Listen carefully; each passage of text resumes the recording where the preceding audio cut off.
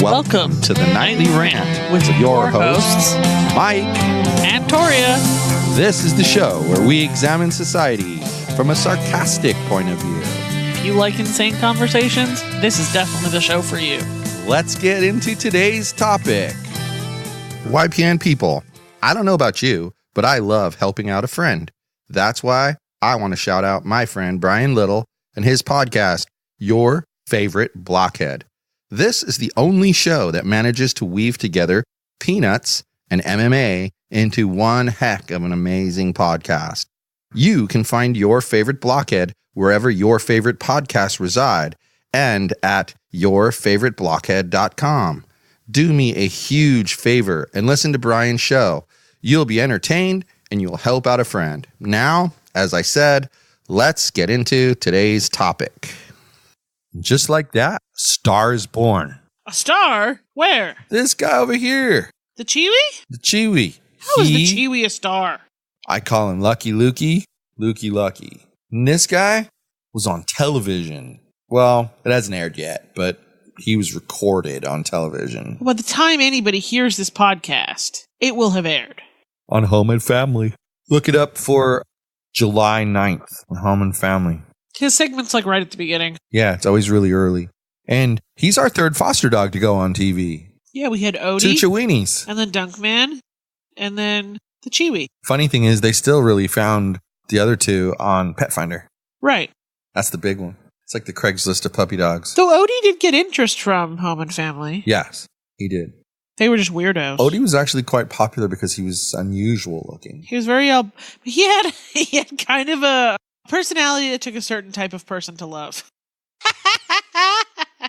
Well, Odie was like the sarcastic human in dog world.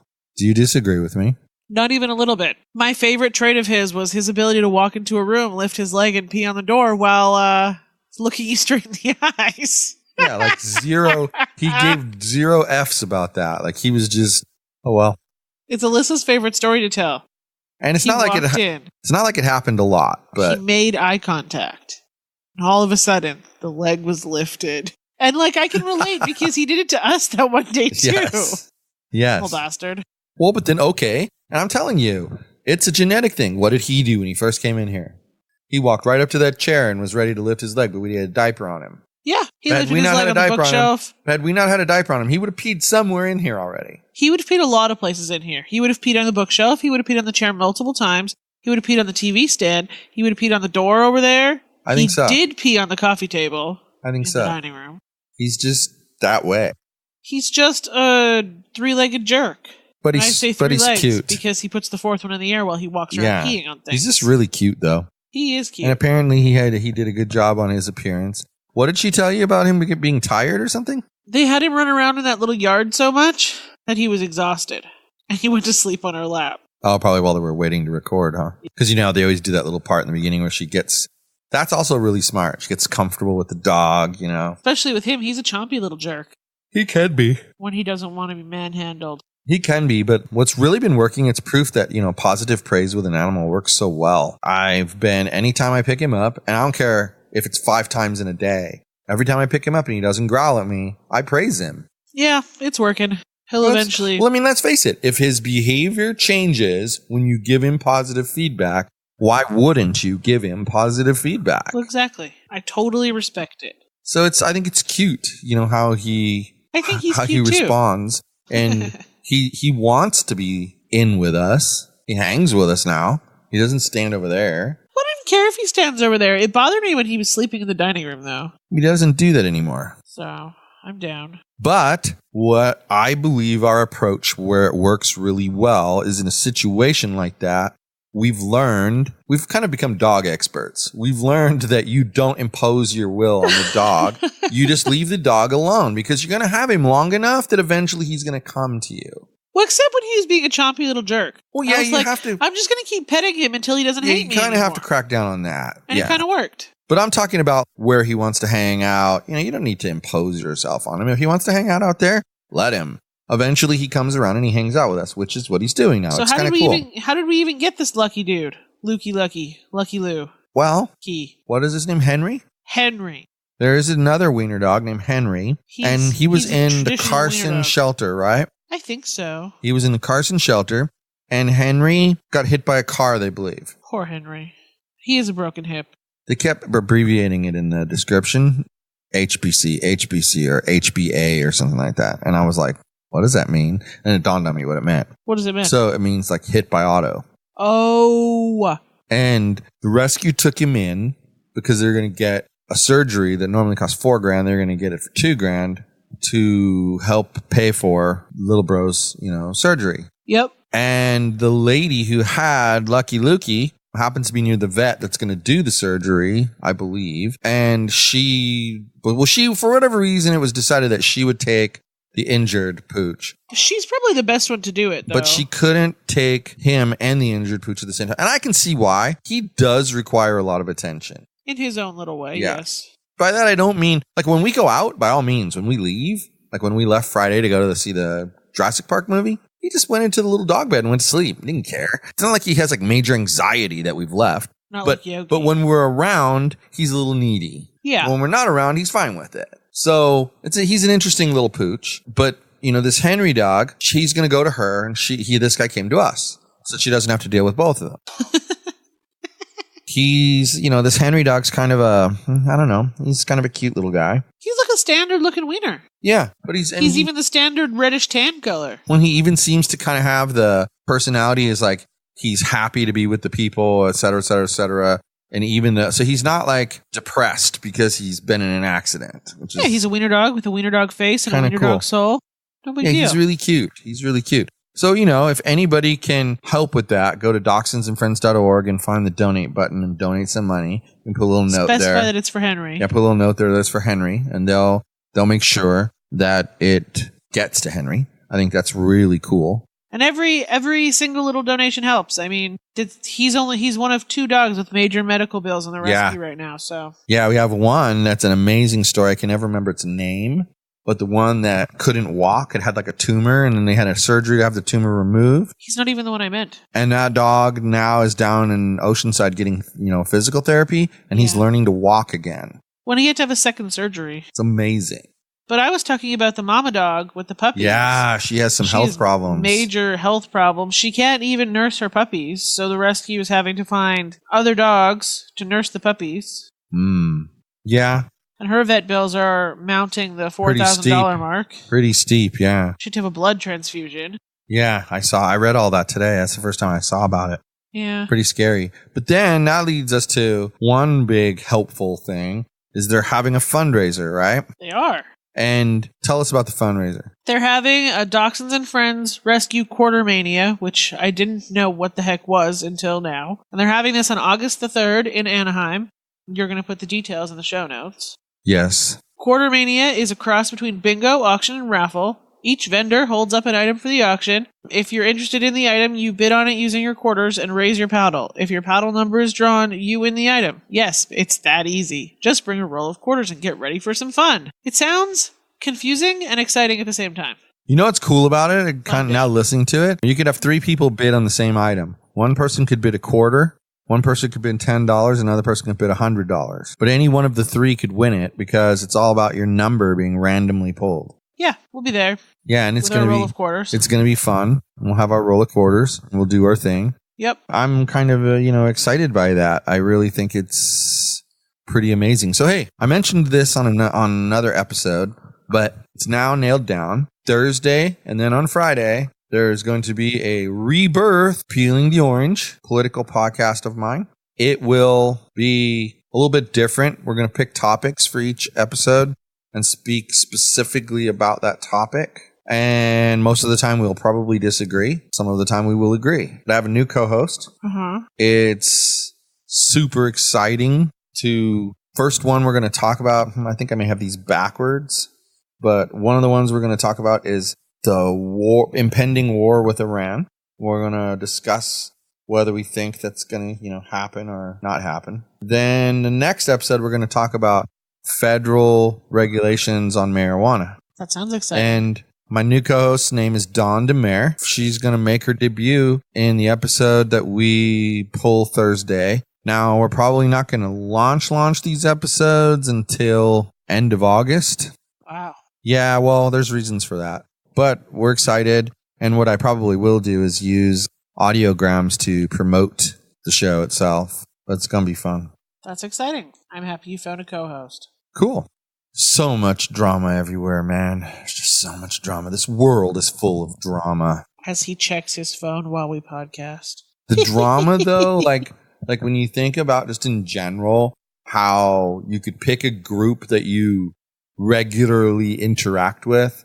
And it could be a group of people you know really well, like your family. It could be a group of people that you talk to on a regular basis, like clients. It could be with people, I actually fit into the family one, so, don't worry about that.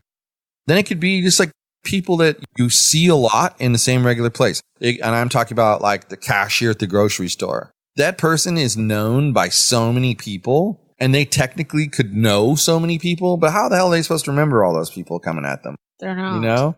Exactly. So you remember them, and they're very well-known people. So like you have these groups, and within those groups, each individual group has some sort of drama. Okay. What I'm getting at is it doesn't matter if you know somebody. Where did I go from? Pretty much unknown people all the way down to your family, people you know the best. And yet every single one of those groups has drama. So it literally doesn't matter what type of people they are or how their relationship comes about. Somehow, some way, there's drama. And I don't understand it. What is it about humans that just loves drama so much? All people. People love to create drama. People love to watch bullshit drama on TV. It's just a thing. I get accused of being a drama causer on Facebook.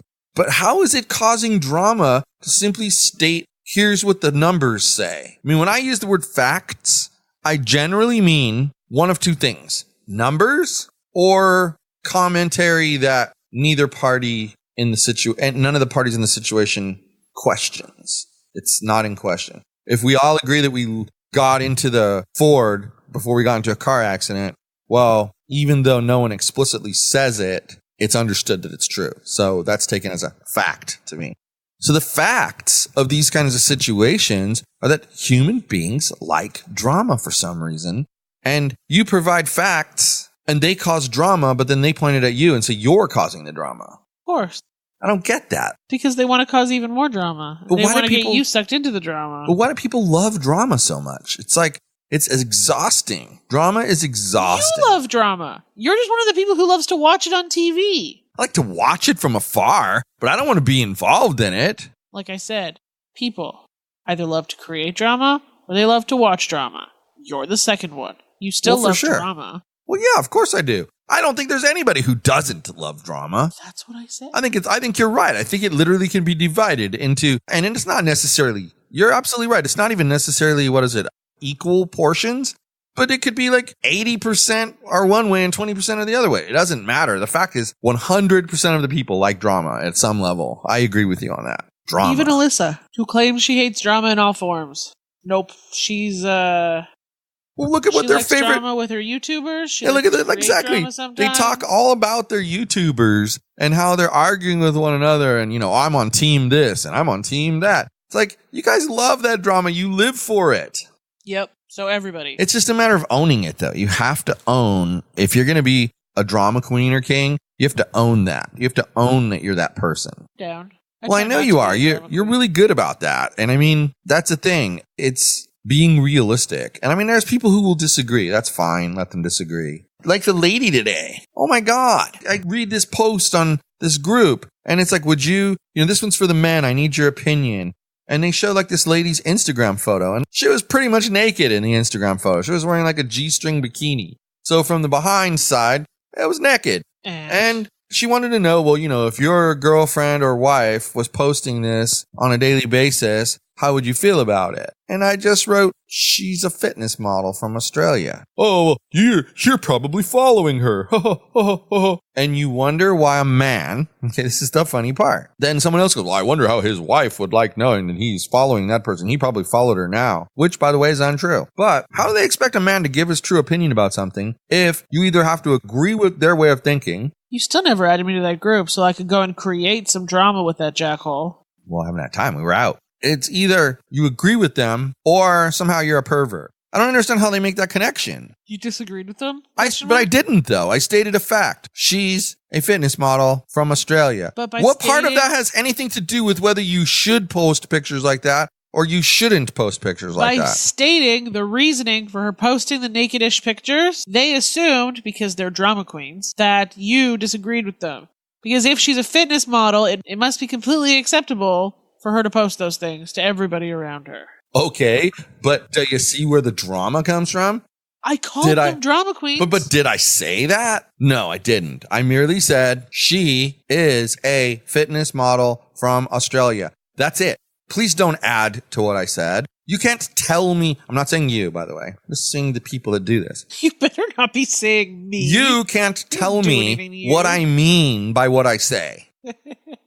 If I drastically disagree with you, you're probably wrong about what I say. No, because you're right. If I say what I was saying was X, you can't say, no, you didn't. You said Z. How can you tell me what I said? I'm the one who said it. I mean, are there people out there who say things and don't really think about it before they speak? There must be. Do you even need to ask me that There question? must be lots of them, right? Oh my I know, God. that's kind of a dumb question. You encounter them every single day. People who don't even bother to think the whole sentence. But that's not me, though. See, like, I think about what I'm going to say. All I said was, I'm sitting there thinking, well, I'm going to go check the evidence here. They posted the name.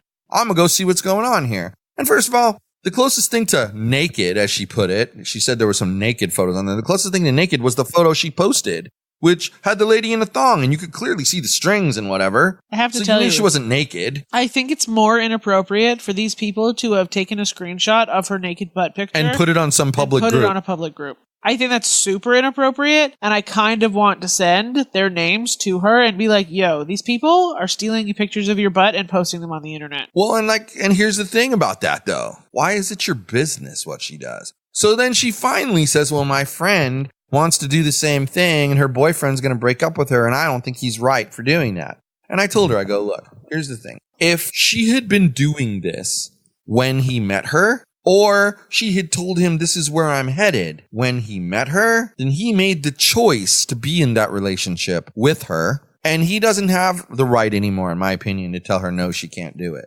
He gave her his support. But if he entered the relationship thinking that she did not do those kind of things, she owes it to him to discuss it with him before she agrees to do it. It doesn't necessarily mean that she can't do it.